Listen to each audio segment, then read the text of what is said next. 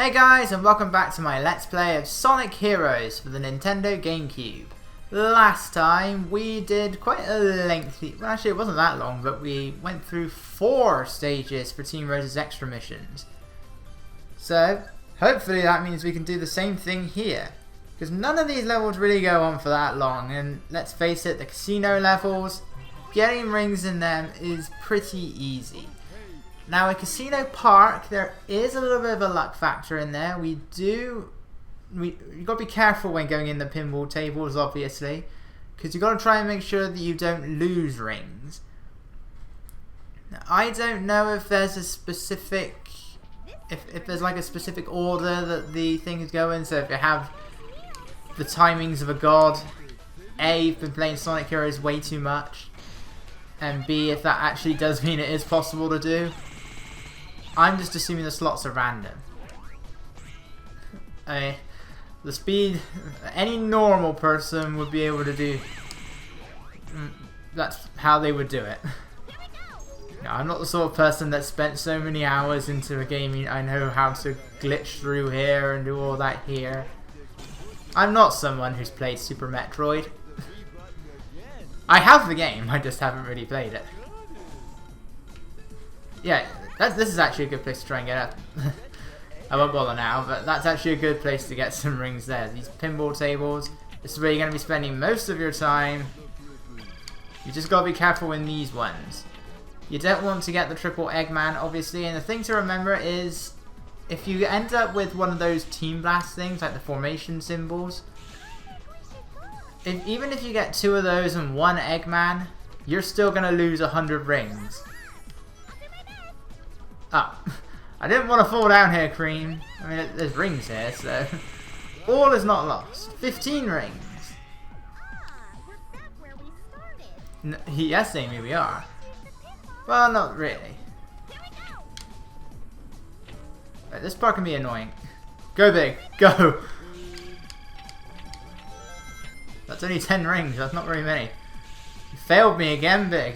You failed me in Sonic Adventure, now you fail me here. What happened there? Right, get off the table, Big. I even hit the checkpoint already as well.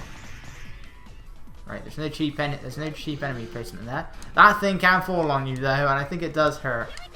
It's like a Metal Crate in the Crash Bandicoot series. If it falls on you, it's still gonna hurt.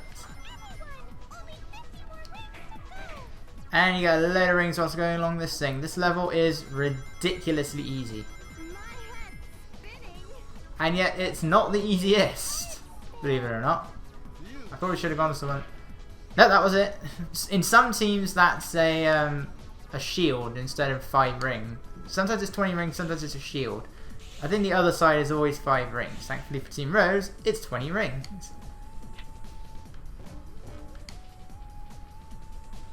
Alright, come on. Be nice to me. Do not give me 2 of those and an Eggman, or 1 of those and an Eggman. Big! No, actually, whose fault is that? Who do I blame? Big's technically the one moving. But I guess Cream is pulling him along. Which explains 2 rings! What was that, 1 ring each? Oh. This is not going well. Come on, guys. I'm under a time limit. Thank you. I'm going to assume somebody hit one of those neon sign card things. The only explanation I can think of. There we go. That really took a lot longer than it should have done for Casino Park. Bingo Highway, however, gives you rings. Well, the stages all give you rings. But it's Bingo Highway. We play bingo. So you're going to win. Very easily. You can easily do this one in under 2 minutes. So let's see just how fast I can do this. I mean, a single bingo table itself is worth 200 rings to get the perfect, if you get the perfect bingo. Now, unless you are able to skillfully get just 1 or 2 to get 1 character to stay behind, which is hard to do on the first bingo table, it is possible. Even without using SPO's invisibility, it is possible to do with the other teams. See, we missed one. This takes us to the bottom path, sadly. I think that was a 10 ring box, but never mind. Ooh, Amy. Yeah, that is the one thing we have got to watch out for here. We can't take damage. You have got to do no damage runs of these levels to get the A ranks. Unlike Team Dark, we don't want them to alert more enemies. But of course, it's not just a matter of the bingo table, because we also have all of the rings before the bingo table, as well as all of the rings that are on the bingo table that aren't part of the numbers. Now, one thing I was never sure of with the bingo tables is the numbers are always in the same place on the table, but the numbers on the card, I don't know if they're set for a specific team on like a mission or anything, but I think they are random, but I'm not entirely sure. Now, we really should be able to get the well, no, I probably won't quite get it here, because it will require a perfect bingo, and I missed the 3, so I'm not going to get that. So sadly, it's not a perfect bingo run here. We got all but one. So we're only 12 rings away. I want to see if I can beat 2 minutes, but I don't have much hope. Or actually, this thing should help me. Yay!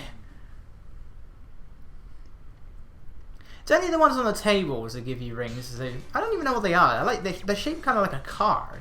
That's how I always said them. I don't know what they are. The bouncy square things. This is called that. The bouncy square things. Only when they're actually on the tables do they actually give you any rings. Otherwise, they don't give you anything. It's a bit weird. Let's see how easy that was.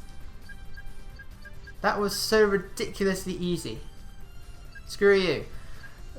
And now it is time for Rail Canyon. What I should have done is hovered over Team Chaotix and say screw you again. I mean, I could say the same for Bingo Highway, but that doesn't involve anything of the sort. Yeah, it's weird how one of Team Chaotix's story missions is exactly what you're doing for all of Team Rose's extra missions. It's kind of a weird time to include that. Right, everybody should be on the same rails, but Big has fallen behind, so I can't be exactly sure where he is. So I'll probably oh no, there he is. When you switch rails, your teammates switch rails as well, but obviously if I was to now go to the right, Big is going to go flying off the side, and he's not going to come back if I then go to the left. But if I was to go to the right, Cream would have also gone to the right and ended up in the middle rail.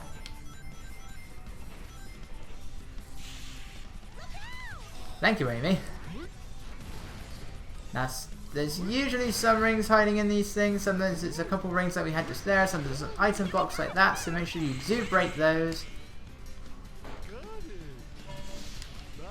Again, these levels are ridiculously easy.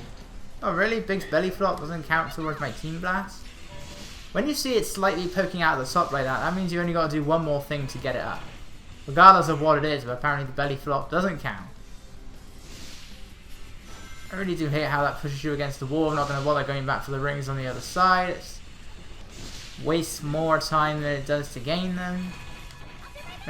It wastes more time than it does to ignore them.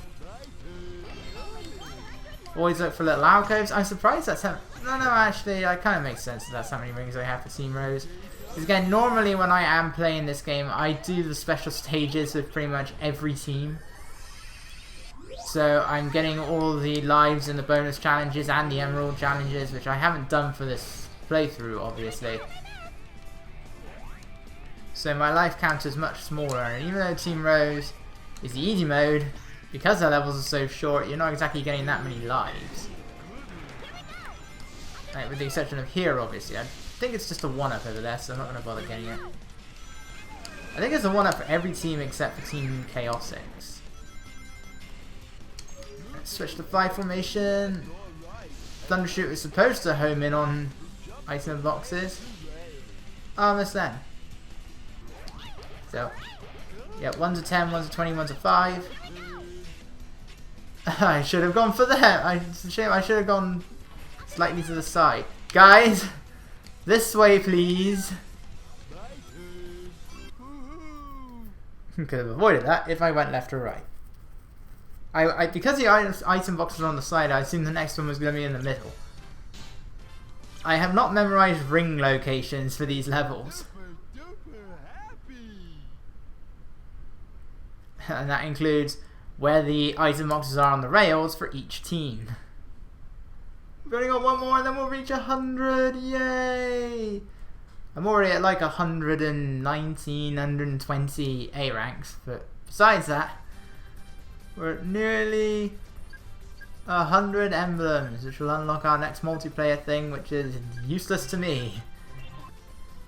Don't you just hate it when things go wrong right at the very tail end of a level? In this case on ring 199, that's how many I collected. I had 199 rings. I was expecting the spring to be to the side of where the cannon is, because normally if you just go straight, the cannon launches you right into a boost pad that sends you backwards on a rail. I'm thinking of Team Chaotix, sadly. It turns out with Team Rose, it's in the middle. So the result was that I just went flying off to the side, then into the gap between the platform and the safety fence, because there's a gap there. And this has actually now got me thinking. No. I thought there might be a spring to take you back up over there. I think it's Team Chaotix maybe? Or, no, Team Chaotix don't come here. Team Dark then. Team Dark's the only other team that comes here. Team Sonic doesn't even come here in super hard mode. Yeah, it was annoying. There was 199 rings. I don't know how that happened, because I'm sure that I skipped rings on the same rail. How did I do that? I went through the rings without picking them up. Right, ignore them. There's nothing behind there.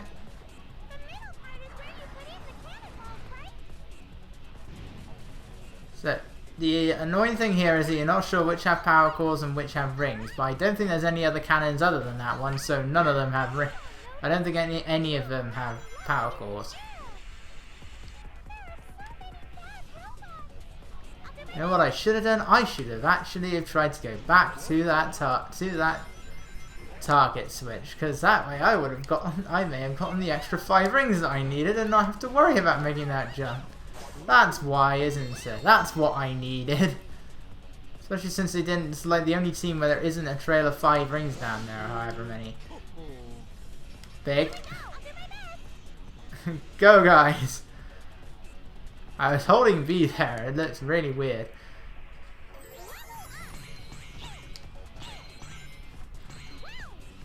Yeah, sometimes it's easier to just fire the power character and then just throw the speed character in a different direction, because they technically always aim for the middle, which is a bit harder to do when the power character is huge, which is pretty much anyone but Knuckles.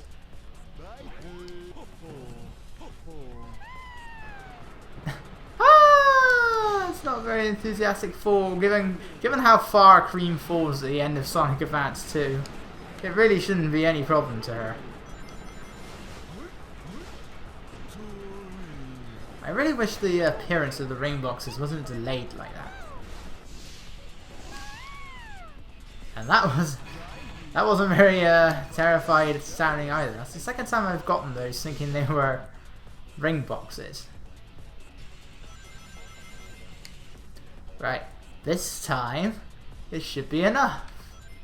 In fact, you know what? Let's make things easier, shall we?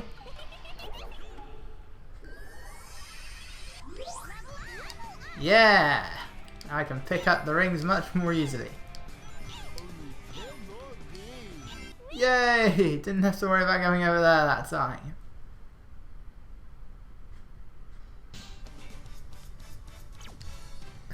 Well, that was an embarrassing death that's not going to be on screen. That's too bad, but that's 100 rings, which means we've unlocked another 2-player race. It's Quick Race, the most pointless thing a two-player mode has ever had in any Sonic game. You thought that the races in Sonic 3 were quick, where they were tiny little levels that looped around 5 times? Oh no, quick race in Sonic Heroes is just that. It's like 10 seconds. It's kind of like the length that the in the Chow mech races in Sonic Adventure 2. Like while most of it was just duking each other out, the first things you had to do were races. And they were tiny little races, and that's pretty much the quick races about that size, if not even shorter. They are ridiculously small. They probably have the a pretty good tune there, like the